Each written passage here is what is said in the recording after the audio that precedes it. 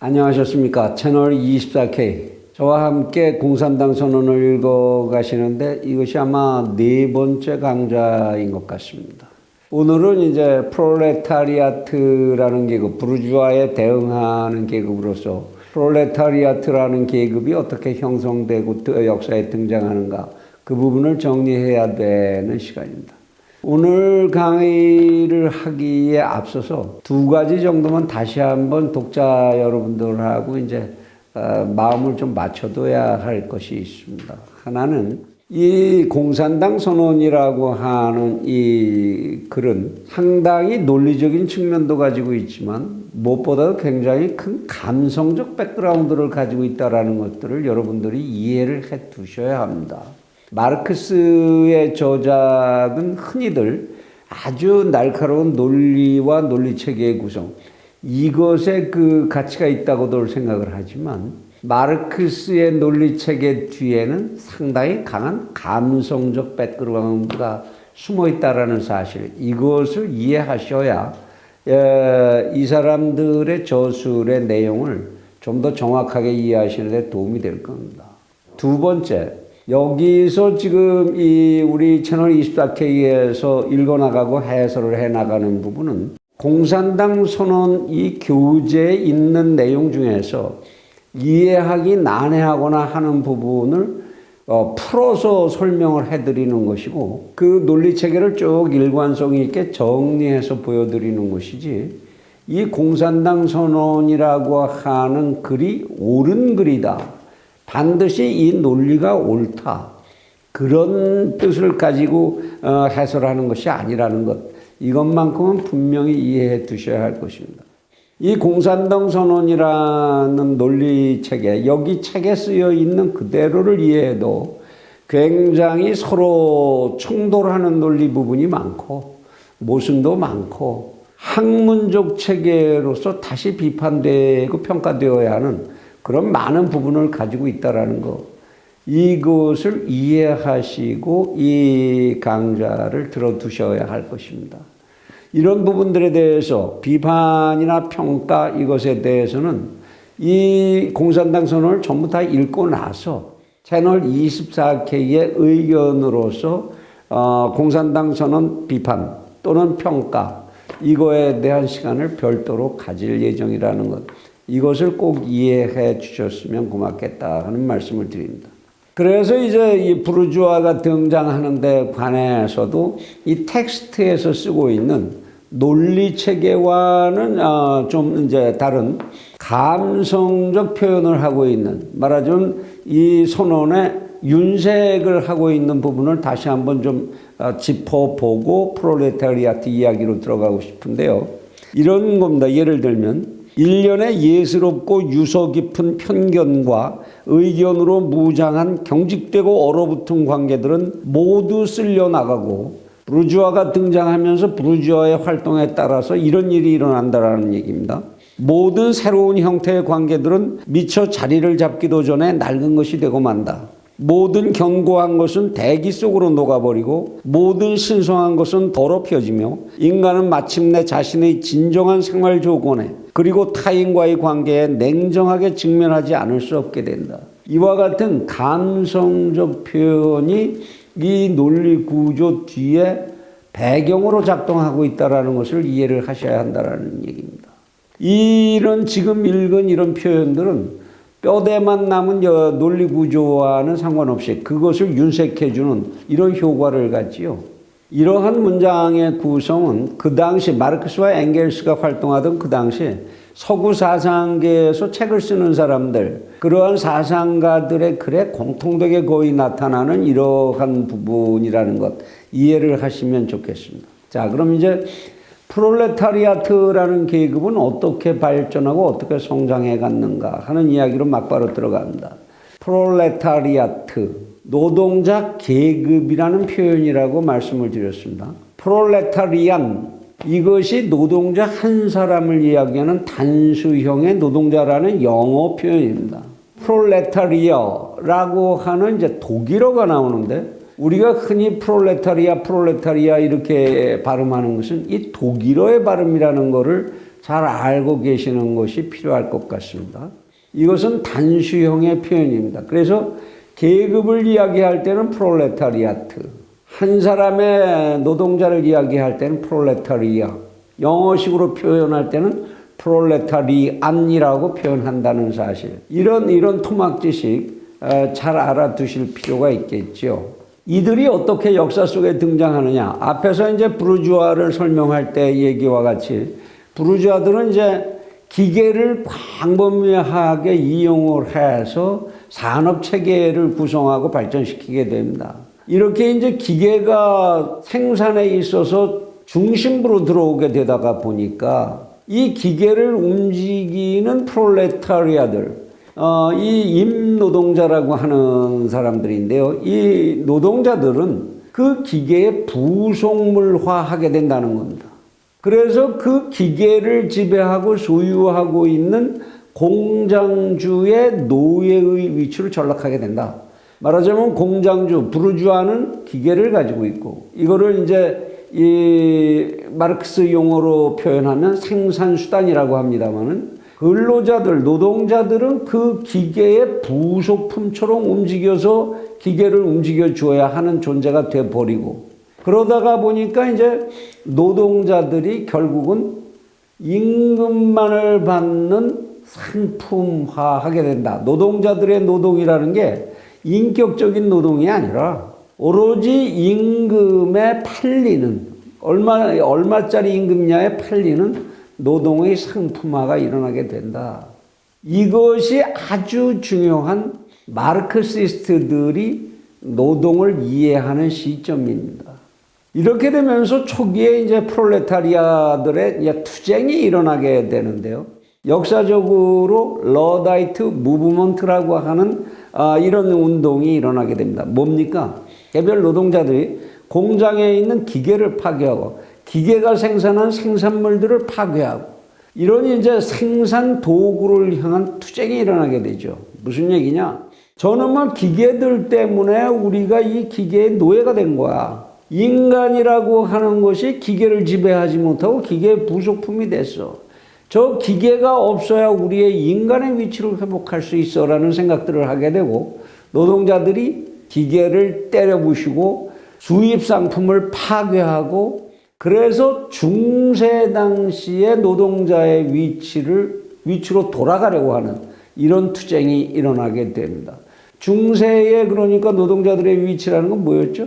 manufacture, 수공업이 이제 대규모화한 이런 이제 manufacture의 노동자의 위치. 그때까지만 해도 인간이란 대접을 받았었다는 얘기죠.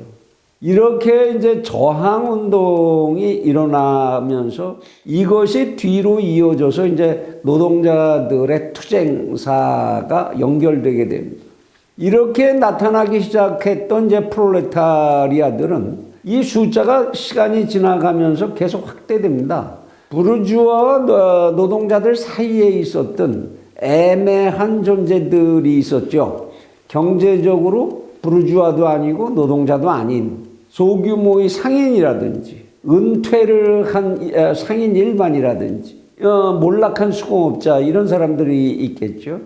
그리고 농민들이 이제 농촌으로부터 빠져나온 사람들, 이런 사람들이 전부 프롤레타리아로 변하게 됩니다. 도시의 임금 노동자로 이제 변하게 되는 거죠.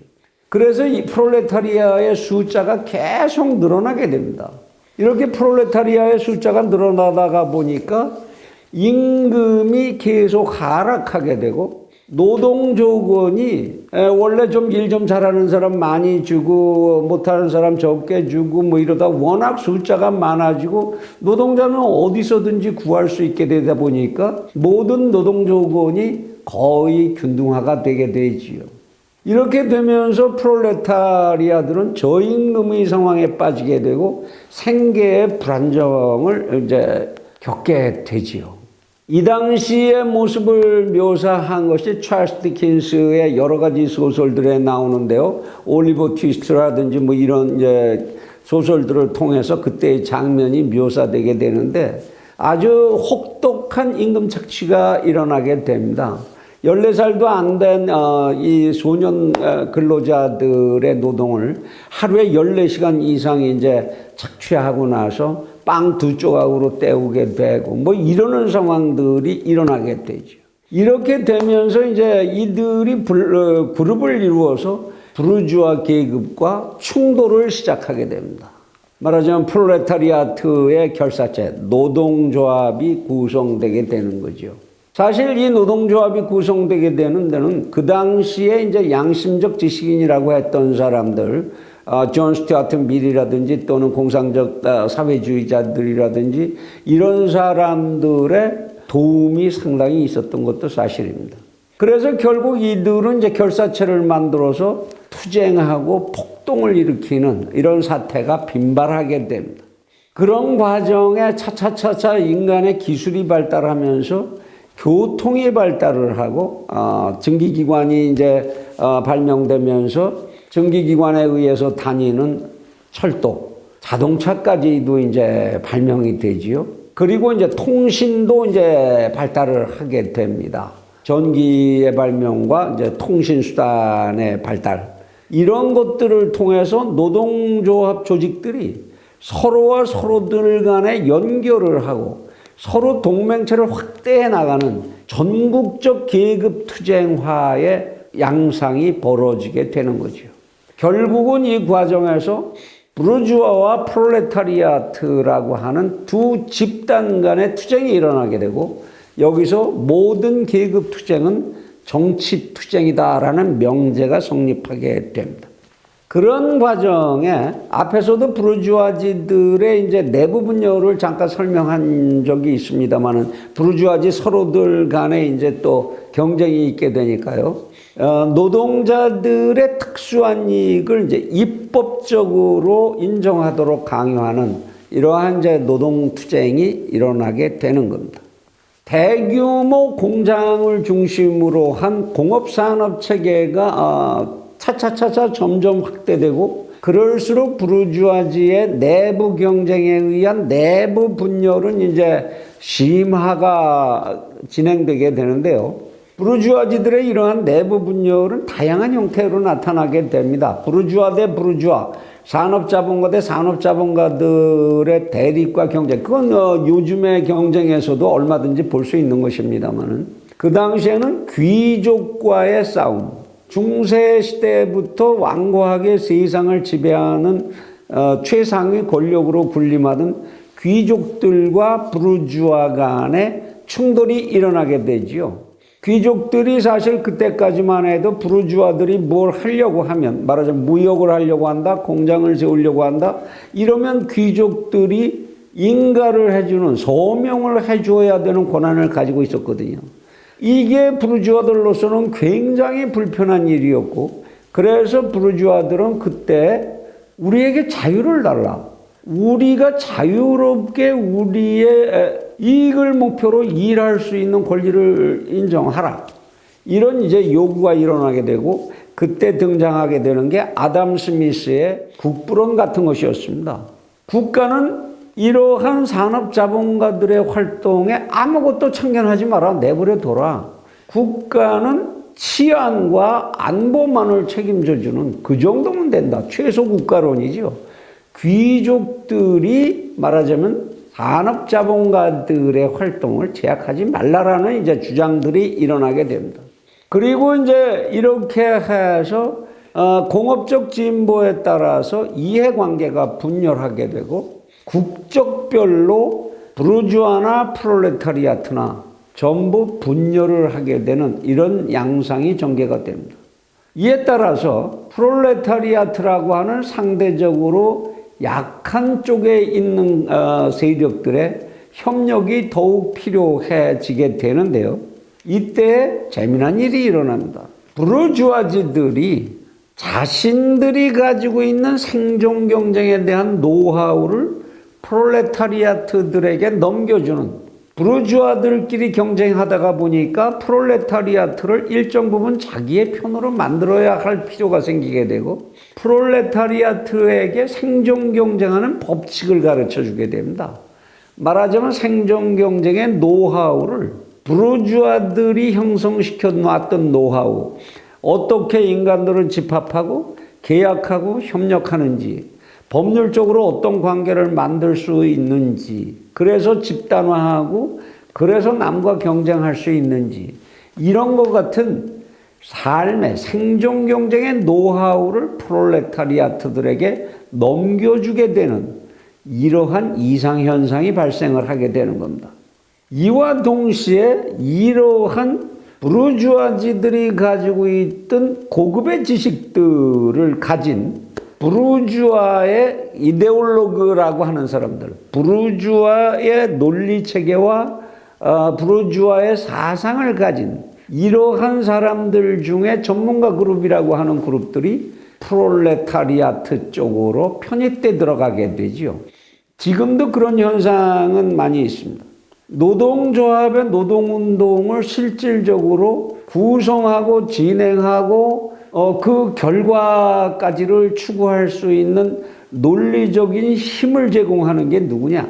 순수하게 프롤레타리아트들 속에서는 그러한 아이디어와 그러한 추진 동력이 나오기 어렵죠.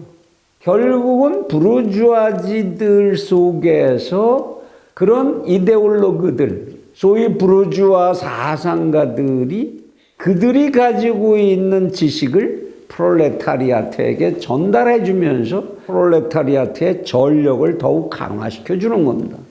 실제로 현재 노동조합을 지휘하고 있는 사람들이 이용하고 있는 논리나 지식, 체계, 이 모든 것들은 어디서 온 걸까요? 거기에 가담하고 있는 지식인들, 소위 인텔리겐차라고 하는 그룹들이 프롤레타리아트를 지휘하고 있는 겁니다. 그래 이제 결국 결론이 뭡니까? 부르주아지가 자기들끼리의 경쟁을 하다가 보니까 프롤레타리아트의 일부를 자기의 세력으로 끌어들여야 했고, 그러다가 보니까 프롤레타리아트를 오히려 강화시켜주는 이런 결과를 갖게 되고, 이런 모순이 일어나게 되는 거죠. 이러면 이제 이때 프롤레타리아트의 주변 세력들은 어떻게 움직였는가를 한번 이제 짚어보고 넘어갈 필요가 있는 겁니다. 이 당시에 이제 프롤레타리아트라고 할 수도 없고 부르주아지라고 할 수도 없는 이런 집단들이 존재를 했다고 그랬죠. 사회적 하층에 속하는, 경제적 하층에 속하는 이제 중간 계급들이 있었는데요. 작은 규모의 제조업자라든지 상점의 주인이라든지 수공업자, 농민들, 이들은 이제 자신의 위치를 어떻게 해서든지 지키고 싶어 합니다. 부르주아지 쪽으로 편입돼서 자기들의 이익을 강화할 수 있는 그런 힘은 없고, 그렇다고 프롤레타리아트로 넘어가서 프롤레타리아트적인 그 열악한 생존 조건을 수용하고 살기도 싫고, 이런 계급들이 이제 기회주의자로서 작동을 하는 이러한 사회적 현상들이 일어나게 되지요. 그래서 이제 마르크스와 엥겔스는 이러한 집단들이 반동적 보수적 성향을 가지고 있다고 봤는데요. 무엇라고 그래서 매도했느냐? 프롤레타리아트 혁명에 이들은 휩쓸려 들어간다고 할지라도 항상 매수당할 수 있는 사회의 쓰레기가 된다. 그래서 상당히 위험한 그룹이라고 이제 부르고 있습니다. 마르크스하고 엥겔스는 결국 이제 어떤 결론을 도출하느냐? 이러한 주변 세력들은 계급의 분류를 하는 데 있어서 어느 계급 쪽으로 분류를 꼭 해야 될 가치가 없는 그러한 집단으로 이제 치부를 해버리게 되고, 결국은 이제 부르주아지와 대립하는 모든 계급 가운데서 오직 프롤레타리아트만이 진정으로 혁명을 추진할 수 있는 혁명적인 계급이다라는 정의를 내리게 됩니다. 이렇게 해서 역사 속에, 경제사적인 역사 속에 부르주아지에 대립되는 계급으로 등장하게 되는 프롤레타리아트에게는 역사적인 사명이 있다라고 이제 마르크스와 엥겔스는 이제 선언을 하게 되는데요. 현대 근로자의 생활 조건은 여기서 말하는 현대라는 것은 이제 그 당시 마르크스와 엥겔스가 살던 시대를 뜻하는 것이기 때문에 오늘의 개념으로 하면 근대라고 해야 되겠죠. 그 당시에 노동자의 생활조건은 공업이 진보함에 따라서 더욱 급속하게 빈민화하고 노예화할 수밖에 없다. 부르주아의 체제를 가지고는 자체로 가지고 있는 모순 때문에 그들은 이러한 프롤레타리아트를 계속적으로 부양할 능력을 잃게 된다라고 봤죠. 그래서 그 부르주아지들의 생활을 프롤레타리아트들이 노동으로서 잉여노동을 함으로써 부양을 했었는데 이제는 부르주아지가 할 수 없이 프롤레타리아트의 생활을 부양하지 않으면 안 되는 그런 상황은 바뀔 수밖에 없다라는 겁니다. 그래서 더 이상은 부르주아지의 생활은 이 사회의 역사의 진행과 사회의 성립과 양립할 수 없는 조건을 갖게 된다라는 겁니다. 그런데 그러면 그런 상황 속에서 프롤레타리아트는 어떻게 해야 되느냐? 프롤레타리아트는 어차피 가진 게 아무것도 없는 사람들입니다. 그렇기 때문에 이 사람들은 그거를 더 무슨 확보하고 강화한다든지 자기들이 가지고 있는 걸 이룰 수 있는 대상 물건, 그런 재산이나 이런 것들을 아무것도 가지고 있지 못하다라는 겁니다. 따라서 그들이 해야 될 일은 한 가지밖에 남지 않는다는 겁니다. 인류가 지금까지 유지해왔던 개별적 재산이라고 하는 것, 여기에 대한 그 이전의 가치관, 그 체계를 모조리 파괴하지 않으면 안 된다는 거죠.